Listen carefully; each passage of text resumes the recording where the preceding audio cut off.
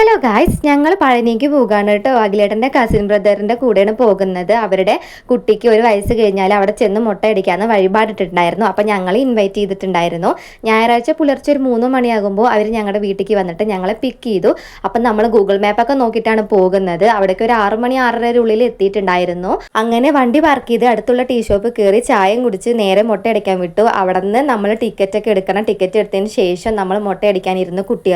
കുട്ടികൾ വാശിയൊന്നും ഇല്ലാണ്ട് തന്നെ മുട്ടയടിച്ച് ചന്ദനമൊക്കെ തേച്ചു. ഇനി നമ്മൾ മല കയറണം. അതിന് വേണ്ടിയിട്ട് നമ്മൾ ഫോണും അതുപോലെ ചെരുപ്പൊക്കെ താഴെ ക്ലോക്ക് റൂമിൽ ഏൽപ്പിക്കുകയാണ് ചെയ്തത്. മല കയറുമ്പോൾ നല്ല തിരക്കുണ്ടായിരുന്നു. കാരണം അന്ന് ഞായറാഴ്ച കൂടിയായിരുന്നു. അപ്പോൾ സ്റ്റെപ്സൊക്കെ കയറാൻ ഭയങ്കര ചടപ്പായിരുന്നു കേട്ടോ. ഇപ്പോൾ തുമ്പി ഒരു 10 സ്റ്റെപ്പ് കയറി. പിന്നെ പകുതി എത്തിയപ്പോൾ അവൾക്ക് എൻ്റെ അടുത്തേക്ക് വരണം എന്നായി. അപ്പം ഞാൻ കുറച്ച് നേരം അവളെ അടുത്ത് കയറി. അതിനുശേഷം വീണ്ടും ഞാൻ അഖിലേട്ടൻ്റെ കൈക്ക് തന്നെ കൊടുത്തു കേട്ടോ. അങ്ങനെ മലയെ കയറി. പിന്നെ ദാ കിടക്കണു ക്യൂ.